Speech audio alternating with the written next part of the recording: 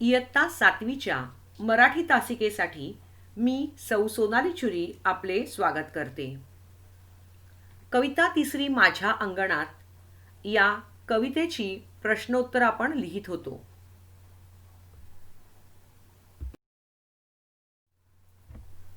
मुलांनो, प्रश्नोत्तराच्या अगोदर आपलं शब्दलेखन नियमितपणे आपण करत असतो ते करूया.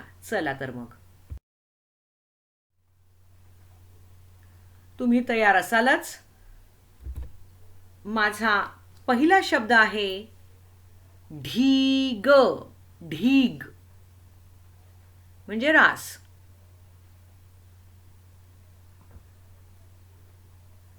ढीग, ढीग. दुसरा शब्द आहे स्वच्छ, क्लीन. स्वच्छ. ज्याप्रमाणे उच्चारण आहे त्याप्रमाणे लिहिण्याचा प्रयत्न करा.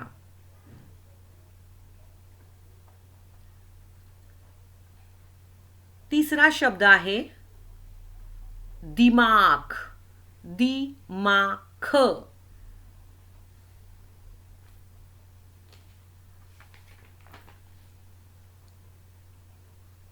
दिमाख म्हणजे मिजाज किंवा तोरा. चौथा शब्द आहे चंद्रप्रकाश. एकच शब्द आहे चंद्रप्रकाश.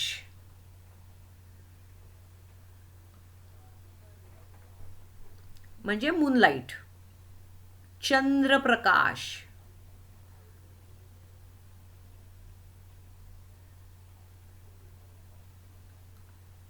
आणि पाचवा शब्द आहे स्नेहाने. स्नेहाने.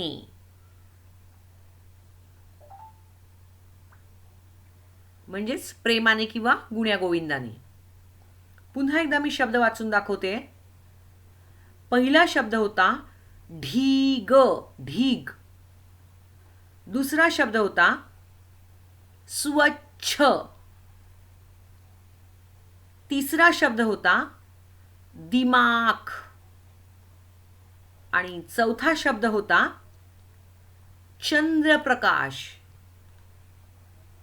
आणि शेवटचा पाचवा शब्द होता स्नेहाने. नेहमीप्रमाणे उत्तरं शेवटच्या स्लाइडवर तुम्हाला मिळतील. आता आपण पुढे जाऊयात. मुलांनो, आपण अगोदरच्या व्हिडिओमध्ये प्रश्न क्रमांक 8 पर्यंत आपले प्रश्न सोडवून झालेले होते. बरोबर आहे? पुन्हा एकदा आठवण म्हणून सांगते. कविता तिसरी माझ्या अंगणात अभ्यासक्रमातून या वर्षी वगळण्यात आलेली आहे. त्यामुळे त्याचे प्रश्न उत्तरं लिहून दिले जाणार नाहीत. कृपया याची नोंद घ्यायची आणि तुम्हाला सुद्धा लिहायचे नाहीयेत. प्रश्न क्रमांक 1 वर्कबुकमधला प्रश्न क्रमांक 1, प्रश्न क्रमांक 2, प्रश्न क्रमांक 4, प्रश्न क्रमांक 5 आणि प्रश्न क्रमांक 6 लिहायचा नाहीये. प्रश्न क्रमांक 3 आपण सोडवला होता. त्यानंतर प्रश्न क्रमांक 6 खालील प्रश्नांची थोडक्यात उत्तरे द्या. त्यातील पहिले 2 प्रश्न जे आहेत हे कवितेशी रिलेटेड असल्यामुळे आपण ते घेत नाही आहोत. पण तिसरा प्रश्न जो आहे तो स्वमताचा आहे. तुम्ही पाहिलेल्या एखाद्या धान्याच्या शेताचं वर्णन थोडक्यात लिहा. त्यामुळे हा लिहू शकत होतो म्हणून हा दिलेला आहे. त्यानंतर प्रश्न 7वा 8वा संपलेला आहे आणि आता आपण प्रश्न 9व्याला सुरुवात करतोय. तुमचं टेक्स्टबुक तुमच्या समोर असेल ते उघडायचं आहे आणि समोर ठेवायचं आहे. आता आपण प्रश्न 9वा सोडवतो आहोत. खालील शब्दांचे समानार्थी शब्द लिहा. शब्द वाचते. शाळू, रान, चांदणे, माती, घर, दूध. आता याचे समान अर्थाचे शब्द मी लिहून देते, तुम्ही वर्कबुकमध्ये पेनाने लिहायचे आहेत. शाळू म्हणजे ज्वारी, हे एक प्रकारचं धान्य आहे, ग्रेन. अर्धा ज व ला लावून ज्व लिहायचं आहे आणि री आहे दुसरी. त्यानंतर रान. रान म्हणजे वन किंवा जंगल. वन म्हणजे एक नंबर इंग्लिश मधला नाही, वन म्हणजे जंगल, रान या अर्थानं. लिहून घ्या.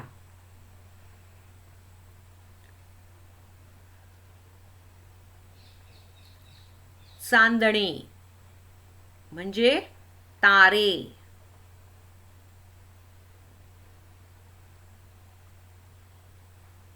माती म्हणजे मृदा. ऋषीतला असतो ना, त्याचा उकार काय असतो, त्याला ऋकार असं म्हणतात.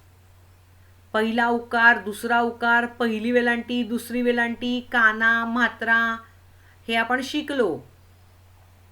आता उकारच्या उलटा काढायचा, त्याला ऋकार म्हणतात.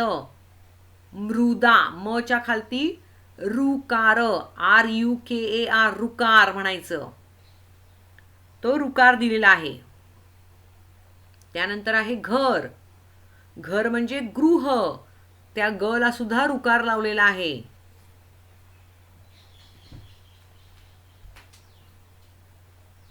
आता आहे दूध.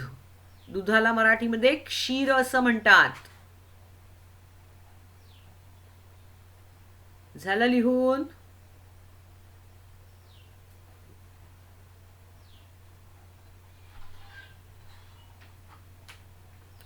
जाऊया नेक्स्ट स्लाइडवर. चला. प्रश्न 10वा. खालील शब्दांचे विरुद्धार्थी शब्द लिहा. शब्द दिले आहेत: काळ्या, माझ्या, लख, तुम्ही, मिजास, देणे. मुलांना मी प्रश्न वाचून दाखवते. याचं कारण का, तुम्ही सुद्धा माझ्याबरोबर वाचत आहात आणि जर नाही वाचता आलं, अडकलात, तर माझ्या उच्चारणावरून तुम्हाला तो शब्द कळेल. म्हणून मी वाचन करते. आता आपण उत्तरं बघूया. काळ्याच्या विरुद्ध काय येईल? पांढऱ्या. लिहून देणारे घाई करू नका. माझ्या, तुझ्या. लख म्हणजे डार्क, प्रकाशित असं, त्याच्या विरुद्ध अंधुक. तुम्ही, आम्ही. मिजास. मिजास म्हणजे ऐट किंवा तोरा, रुबाब. त्याच्या विरुद्ध काय येईल? नम्रता, पोलाइटनेस. देणे, घेणे. चला आता लिहून घेऊया. लिहा. पांढऱ्या, ऱ्या. तिची आडवी अशी छोटीशी गोलाकार किंवा सरळ रेष असते, ती र ची असते. ती र ला र याला जोडायचा असतो, म्हणून ऱ्या. माझ्या, तुझ्या. अर्धा झ याला लावायचा आहे. जोड शब्द लिहिताना चुका करू नकात. लख म्हणजे प्रकाशित, त्याच्या विरुद्ध अंधुक. अंधुक. धूचा उकार पहिला. घाई नाही होत ना? चला आता चौथं. तुम्ही, आम्ही. म नीट काढा. हिची दुसरी वेलांटी. नंतर आहे मिजास, त्याच्या विरुद्ध नम्रता. बघा, र चा दुसरा अजून एक उपयोग आलेला आहे. म च्या पुढे जी रेष तिरकी मारलेली आहे, तो र आहे. नम्रता. नंतर आहे देणे आणि त्याच्या विरुद्ध अर्थी घेणे. झालं लिहून? जाऊया पुढे. चला. प्रश्न 11. लिंग ओळखा. गहू, रान, अंगण, माय, दूध आणि पाखरं. आता त्यांचं लिंग बदलायचं नाहीये, फाइंड आउट करायचंय, ओळखायचंय. लिंग 3 प्रकारची आहेत. पुल्लिंग म्हणजे मेल, स्त्रीलिंग फेमिनाईन आणि तिसरं आहे न्यूटर. कुठलं आहे ते? नपुंसकलिंग. आता कसं बघायचं? गहू, ते गहू, तो, ती, ते असं आपण पुढे त्या शब्दाच्या वापरतो आणि मग साधारणतः आपल्याला कळतं की लिंग काय आहे. तो गहू का नाही, ती गहू नाही, मग ते गहू. म्हणून काय झालं? नपुंसकलिंग. दुसरं आहे रान. लिहू नका, लिहून देणार. ती रान, तो रान, ते रान. काय आहे उत्तर? ते रान. म्हणून रान हे काय झालं? नपुंसकलिंग. नंतर आहे अंगण. तो अंगण, ती अंगण, ते अंगण. काय आहे? ते अंगण. म्हणून अंगण आहे नपुंसकलिंग. माय, माय म्हणजे आई. काय तिचं जेंडर आहे? काय तिचं लिंग आहे? ती माय. बरोबर? म्हणून ती झालं स्त्रीलिंग. मग आहे दूध. ती दूध, तो दूध, ती दूध. काय येणार? ते दूध. म्हणून झालं दूध नपुंसकलिंग. पाखरं. तो पाखरं, ती पाखरं, ते पाखरं. ते पाखरू असतं. बरोबर? मग पाखरं आलं म्हणून काय झालं? ती पाखरं. म्हणून झालं स्त्रीलिंग. चला आता उत्तर लिहून घेऊया. उत्तर लिहिताना चुका करू नका. आपण जरी नपुंसकलिंग बरेच जण म्हणत असतात, पण ते नपुंसकलिंग नसतं, नपुंसकलिंग असतं. पुवर अनुस्वार आहे. गहू, रान, अंगण आणि दूध हे काय आहे? नपुंसकलिंग आहे. लिहून घ्या. माय स्त्रीलिंग आहे आणि पाखरं सुद्धा स्त्रीलिंग आहेत. स्पेलिंग लिहिताना चुका करू नका, बघून लिहा.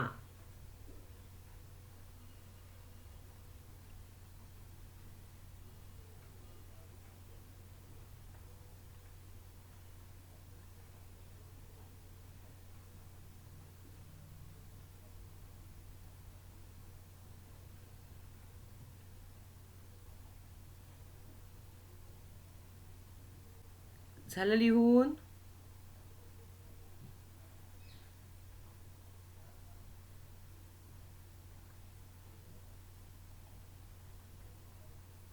जाऊया पुढे.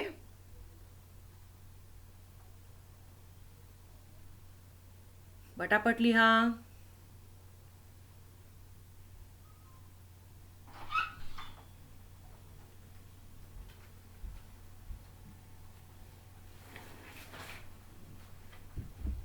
चला नेक्स्ट स्लाइडवर जाऊ.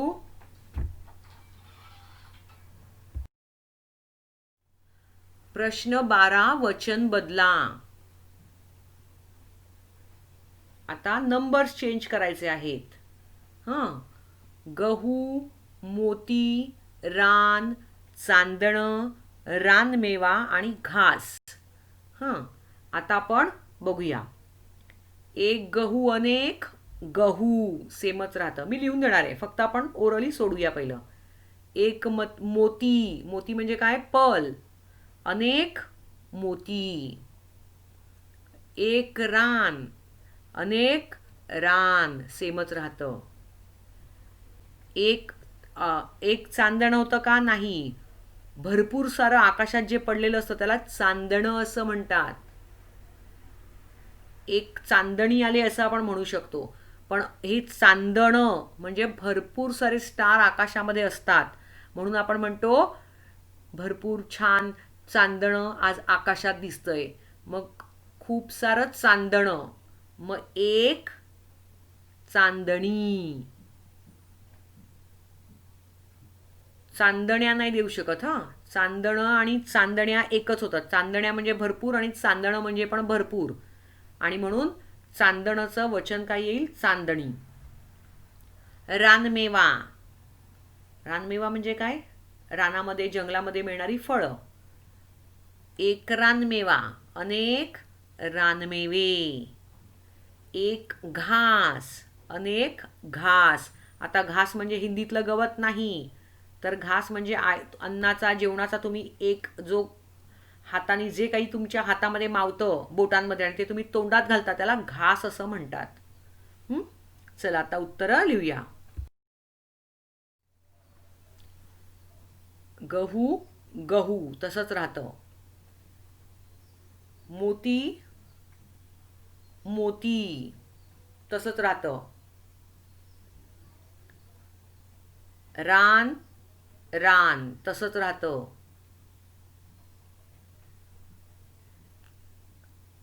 चांदणं चांदणी.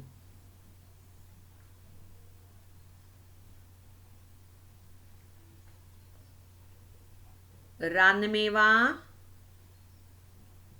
रानमेवे. घाईने होत ना? व्यवस्थित लिहा. अक्षर छान येऊ दे, वाचनीय असलं पाहिजे. घास घास सेमच राहतं.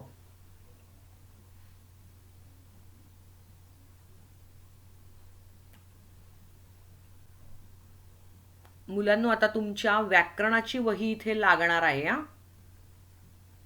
पुढच्या प्रश्नांची उत्तर आपल्याला वहीमध्ये लिहायची आहेत. चला जाऊया पुढे.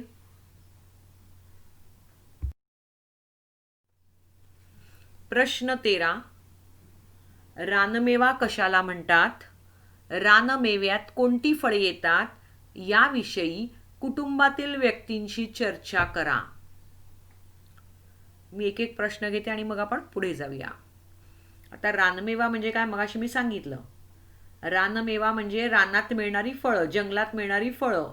कुठली कुठली फळं असू शकतात जंगलामध्ये?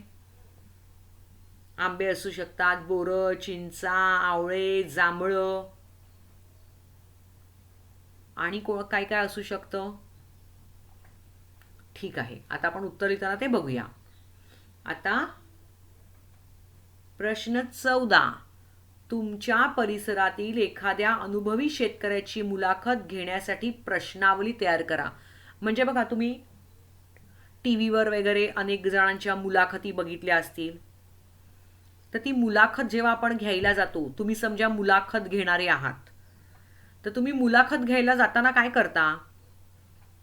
डिरेक्टली त्यांच्या समोर जाऊन बसता, मी तुमची मुलाखत घेणार आहे, तुम्हाला प्रश्न विचारणार आहे आणि तुम्ही मला ज्या ज्या प्रश्न विचारतील त्याची उत्तरं द्यायची आहेत, असं म्हणणार का तुम्ही? नाही. कारण का? तुम्हाला त्या मुलाखतीमध्ये जर शूटिंग करत असेल तर तुमचे प्रश्न राहिले तर मग प्रॉब्लेम होईल. आणि यासाठी काय करायचं आहे की कोणाची मुलाखत घ्यायची असेल तर आपण त्याचे प्रश्न काढले पाहिजेत. जे प्रश्न आपल्याला विचारायचे आहेत ते प्रश्न एका पेपरवर किंवा वहीमध्ये नोंदवून घ्यायचे, त्याला क्रम द्यायचा योग्य आणि मग त्याची मुलाखत घ्यायची आहे. हां, तर ती प्रश्नावली असते, त्याला प्रश्नावली असं म्हणतात. प्रश्न लिहिलेले असतात म्हणजेच प्रश्नावली. ती आपल्याला तयार करायची आहे. मी दाखवणार आहे कशी करायची ती. त्यानंतर प्रश्न 15वा दिलेला आहे. आकृत्यांमधील शब्दांचा उपयोग करून कवितेच्या ओळी तयार करा. शब्द दिलेले आहेत इकडे आणि तुम्हाला काय सांगितलेलं आहे की कविता बनवायची आहे, एक छोटीशी पोएम तुम्हाला बनवायची आहे आणि त्यामध्ये हे शब्द आले पाहिजेत. कुठले शब्द? तर पतंग, आभाळ, निळा, पिवळा, लाल, शीळ, रीळ आणि वारा हे शब्द त्या कवितेच्या ओळींमध्ये आले पाहिजेत. अशी कविता तयार करायची आहे. आता वारा म्हणजे काय? एअर, तुम्हाला माहिती आहे. आभाळ म्हणजे आकाश. निळा, पिवळा, लाल हे काय आहेत? रंग आहेत. पतंग म्हणजे काईट आणि शीळ घालणं म्हणजे पक्षी एखाद्या आवाजात छानसा असा, जसं कक्कू असेल, कोकिळ म्हणजे ती कुहू कुहू ओरडते, याला शीळ घालणं असं म्हणतात. रॉबिन पक्षी असतो, तो वेगळ्या प्रकारे आवाज देतो, त्याला शीळ घालणं असं म्हणतात. किंवा वारा शीळ घालतो म्हटल्यानंतर काय होतं की वाऱ्याचा आवाज, जसं शिटी वाजते ना त्यानुसार त्या वाऱ्याचा आवाज कधी कधी आपल्याला प्रचंड वारा असेल तर येतो, त्याला शीळ असं म्हणतात. त्यानंतर रीळ. रीळ म्हणजे काय माहिती आहे, पतंग उडवता ना तुम्ही सगळेजण, हां, त्या पतंगाला जी दोरी बांधलेली असते त्याला काय म्हणतात, मांजा. तो मांजा जो असतो तो कशाला लावलेला असतो, फिरकीला, बरोबर. पतंगाचा मांजा फिरकीला गुंडाळलेला असतो, त्या फिरकीला रीळ हा शब्द आहे. तर हा शब्द घेऊन तुम्हाला कविता बनवायची आहे, म्हणजे हे सगळे शब्द त्या कवितेच्या ओळींमध्ये आले पाहिजेत. चला तर मग, आणि हे सगळं कुठे लिहून घेणार आहात, ही जी कविता आहे ही फक्त तुम्ही वर्कबुकमध्ये लिहा. बाकीचे जे 13-14 प्रश्न आहेत ते तुम्ही व्याकरणाची वही तुम्हाला सांगितलेली आहे, मराठी आणि हिंदीची कॉमन बुक आहे ज्यात मराठीचा एक भाग तुम्ही केलेला आहे, तिथे तुम्ही या प्रश्नांची उत्तरं लिहून ठेवायची आहेत. चला तर मग, आहात तयार. मराठीच्या तासिका ज्या वेळेला असते, मराठीचा पिरियड असतो, त्यावेळेला rough book, notebook, textbook, workbook, pen, pencil आणि इरेझर या गोष्टी घेऊनच बसायचं आहे. हां, चला तर मग. प्रश्न 13, रानमेवा कशाला म्हणतात? रानमेव्यात कोणती फळे येतात याविषयी कुटुंबातील व्यक्तींशी चर्चा करा. आता बघा, माझं उत्तर आहे, रानात मिळणाऱ्या फळांना रानमेवा म्हणतात. यात आता कुठली कुठली फळं आहेत ती बघूया. बोरं, चिंचा, आवळे, जांभळं, करवंद, राजनं इत्यादी फळांचा समावेश होतो. आता करवंद तुम्हाला माहिती आहेत का, काळ्या रंगाची असतात, आंबट आणि गोड असतात, बरोबर. आणि राजनं माहिती आहेत का ऐकून, ही पिवळ्या रंगाची ओव्हल शेपमध्ये मिळणारी फळं आहेत, सीझनल फ्रूट आहेत, कधी मिळत नाहीत, उन्हाळ्यामध्ये वगैरे ही मिळतात बाजारामध्ये. आणि ती पिवळ्या रंगाची असतात आणि ती खाल्ल्यानंतर तोंडाला असं चिकट चिकटपणा जाणवतो, करवंद किंवा राजनं. हां, तर ही फळं रानात असतात. त्यानंतर पालघर बाजूकडे असेल त्यांना हे सगळं माहिती असेल, धामणं असतात अजून एक, म्हणजे ऑफ व्हाईट आणि पिंक या दोघांचं मिश्रणामध्ये ती छोटी छोटी गोल, छोट्या छोट्या गोळ्याप्रमाणे असतात ती. चला तर मग, आता लिहून घ्या तुम्ही. प्रश्न तुमच्याकडे आहे, बरोबर. आता उत्तर लिहून घ्या किंवा जागा सोडा आणि नंतर तुम्ही प्रश्न कॉपी करू शकता. तुम्ही वहीत लिहिताय का? हां, मग तुम्ही काय करा, प्रश्न लिहून घ्या. लिहा. रानमेवा कशाला म्हणतात? प्रश्नचिन्ह. रानमेव्यात अर्धा व योला लावायचा आहे.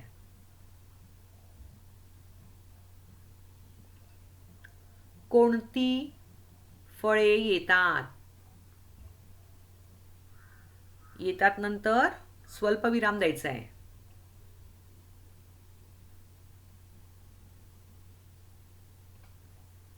छान अक्षरात लिहा. छान अक्षर म्हणजे ते वाचनीय असलं पाहिजे, वाचता येईल असं असावं. स्वल्पविरामच्या पुढे लिहा याविषयी. आता बघा, याविषयी ई लांबवलाय म्हणून यची वेलांटी दुसरी आहे. उच्चारणाकडे लक्ष द्यायचं आणि त्यानुसार लिहायचा सराव करायचा. झालं. कुटुंबातील, कुटुंबातील हा शब्द मी अलगद उच्चारलाय, त्यामुळे कु आणि टू, क आणि ट चा उकार पहिला आहे, आणि तील असं म्हटलं म्हणून तिची वेलांटी दुसरी आहे. कुटुंबातील व्यक्तींशी अर्धा क, अर्धा व यला, अर्धा क तला दुसरी वेलांटी आणि त्यावर अनुस्वार, आणि शहामृगातला त्याची वेलांटी सुद्धा दुसरी. चर्चा करा. आता बघा, ज्या मुलांना रफाराचा गोंधळ होत असतो त्यांनी तो शब्द मोठ्याने वाचायचा आहे. चर्चा. जेव्हा र असतो ना तेव्हा त्याच्या पुढच्या अक्षरावर रफार द्यायचा आहे. चला आता उत्तर लिहा. रानात मिळणाऱ्या रॅ, रॅला बघा र य ला जोडलेला आहे कसा तो. र 4 ते 5 प्रकारे लिहिला जातो. रॅ लिहायचं असेल तेव्हा तो रेघेप्रमाणे आडवा ओढून याला लावायचा आहे. रानात मिळणाऱ्या फळांना रानमेवा म्हणतात. पूर्णविराम, वाक्य संपलं म्हणून. यात बोर, रवर अनुस्वार, बोर म्हणजे जुजुबेर, स्वल्पविराम, चिंचा ज्या तुमच्या अत्यंत आवडत्या असतात, स्वल्पविराम, आवळे जे आंबट असतात, छोटे आणि मोठे 2 प्रकारचे आवळे असतात, स्वल्पविराम, जांभळ, ळवर अनुस्वार द्या हा, जांभळ ळवर अनुस्वार द्या, स्वल्पविराम, करवंद ववर अनुस्वार आहे, स्वल्पविराम, राजन नवर अनुस्वार, ई टिंब म्हणजे इत्यादी एक्सेट्रा. एवढं मोठं न लिहिता मी ई लिहून याला संक्षिप्त रूप शॉर्ट फॉर्म लिहिणं असं म्हणतात. ई काढून पुढे टिंब दिलेला आहे म्हणजे इत्यादी. हां, फळांचा समावेश होतो. वाक्य संपलं म्हणून पूर्णविराम द्यायचा. झालं लिहून. चला पुढच्या प्रश्नाकडे जाऊया आपण.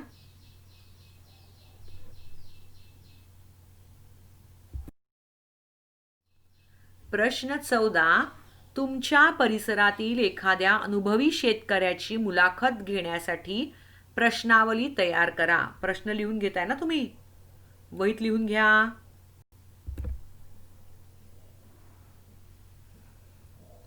तुमच्या परिसरातील, आता मी परिसरातील म्हटलं म्हणजे री पहिला आला बघा, परिसरातील एखाद्या अनुभवी शेतकऱ्याची, रॅ अर्धा र म्हणजे ती आडवी लाईन याला जोडायची आहे, मुलाखत घेण्यासाठी अर्धा बाणातला न य ला जोडायचं आहे, घेण्यासाठी प्रश्नावली जोड शब्द आहे प्र आणि अर्धा शहामृगातला न ला जोडायचं आहे, प्रश्नावली ली दुसरा तयार करा पूर्णविराम. आता बघा जरा ऐका. पहिल्यांदा आपण एखाद्याकडे गेलो मुलाखत घेण्यासाठी, सगळ्यात पहिल्यांदा काय विचारणार, तुमचं नाव काय, बरोबर. तर तुमचं म्हणण्यापेक्षा मराठीमध्ये बघा, इंग्रजीमध्ये तुम्ही छोट्यांना पण यू म्हणतात, YOU, आणि मोठ्यांना सुद्धा यू म्हणतात, बरोबर. पण मराठीमध्ये अनेक प्रकारे आदराने म्हटलं जातं. जसं तुमचं नाव काय म्हटल्यापेक्षा आपलं नाव काय असं विचारलं तर जास्त ते छान वाटतं. हां, नम्रतापूर्वक म्हटल्यासारखं वाटतं. आपली भाषा कशी छान असली पाहिजे, त्यामुळे समोरचा दुखावला न जाता उलट आपल्याला मदतच केली पाहिजे. हां, हे छोटे छोटे मॅनर्स आपण ह्या अभ्यासातून शिकणार आहोत. म्हणून मी काय म्हटलं इकडे, आपलं नाव काय. त्यानंतर आपण किती वर्षांपासून शेती करत आहात, म्हणजे तुम्ही कधीपासून शेती करत आहात. त्यानंतर तिसरा प्रश्न विचारलाय, आपण आपल्या शेतात कोणत्या प्रकारची धान्य उगवता, म्हणजे तुम्ही तुमच्या शेतामध्ये कुठकुठल्या प्रकारचं धान्य घेता. त्यानंतर चौथा प्रश्न विचारलाय, आधुनिक तंत्रज्ञानाच्या सहाय्याने शेती करता की पारंपरिक पद्धतीने करता. म्हणजे बघा, आता आपण 21व्या शतकात आहेत आणि त्यामुळे अनेक बदल झालेले आहेत. बघा, जसं आपण परिस्थितीला सुद्धा बदलवू शकतो. याचं उत्तम उदाहरण म्हणजे आज तुम्ही आणि आम्ही शाळेमध्ये अभ्यास करत होतो. आज आपण एकमेकांच्या समोर न बसता तरी सुद्धा आपण या तंत्रज्ञानाच्या माध्यमातून व्हिडिओद्वारे एकमेकांना भेटतोय. आपले संवाद होत आहेत, बरोबर. तर ते टेक्निक्स वाढत असतात, म्हणून त्याला तंत्रज्ञान असं म्हणतात. हां, तर आधुनिक म्हणजे नवीन काही वापरता का? चला लिहून घ्या. आपलं नाव काय? लवर अनुस्वार द्या. दुसरा प्रश्न आहे, आपण किती वर्षांपासून शेती करत आहात? प्रश्न विचारतोय म्हणून प्रश्नचिन्ह द्यायला विसरू नकात. ही प्रश्नावली आहे. तिसरा प्रश्न, आपण आपल्या शेतात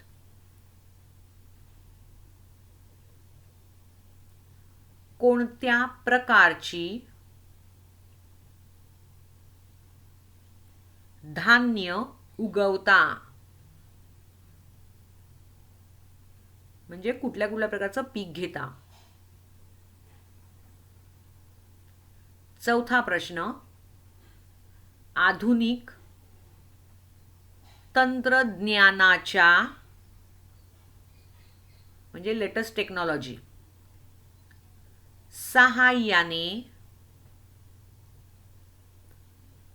शेती करता की पारंपरिक म्हणजे जसं जुन्या प्रकारे करतो तसं पद्धतीने करता. वाक्य संपलेलं आहे. प्रश्न विचारलाय म्हणून शेवटी प्रश्नचिन्ह द्यायचं आहे. झालं लिहून? चला आता शेवटचा प्रश्न लिहून घ्या. आता हा वर्कबुकमध्येच लिहा. आकृत्यांमधील शब्दांचा उपयोग करून कवितेची ओळी तयार करा. ही मी केलेली कविता आहे. तुम्ही तशी तशी लिहायला सुरुवात करा. वेळ पण संपत आली आहे. आभाळात, हे वर्कबुकमध्ये लिहा. हां, जागा दिलेली आहे त्यांनी. आले निळे नभ, नभ म्हणजे आकाश, ढग आलेले आहेत. आकाशात निळे ढग आलेले आहेत. स्वल्पविराम. त्यात वारा घालतो शीळ, म्हणजे त्यात वाऱ्याचाही आवाज येत आहे.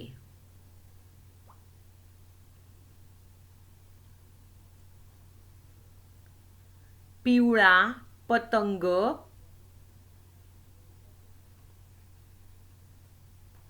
गगनी वसे, स्वल्पविराम, म्हणजे पिवळा पतंग आकाशात विराजमान झालेला आहे, बसलेला आहे किंवा स्थावरलेला आहे. रीळ मात्र लाल, म्हणजे त्याचं रीळ, त्याची फिरकी कशी आहे? लाल रंगाची आहे. झालं? चला आता नेहमीप्रमाणे शेवटची स्लाइड बघूया आपण. शब्दलेखनाची उत्तरं तपासायची आहेत. पहिलं होतं ढीग, म्हणून तो दुसरा आहे स्वच्छ. तिसरं आहे दिमाख. चौथं आहे चंद्रप्रकाश. आणि पाचवं होतं स्नेहाने. उत्तर बरोबर असेल तर छान आहे, चुकलं असेल तर दुरुस्त करा आणि 5 वेळा ताबडतोब लिहून काढा. ठीक आहे. आता पुढच्या व्हिडिओमध्ये आपण निबंध लेखन करणार आहोत. चला तर मग, धन्यवाद.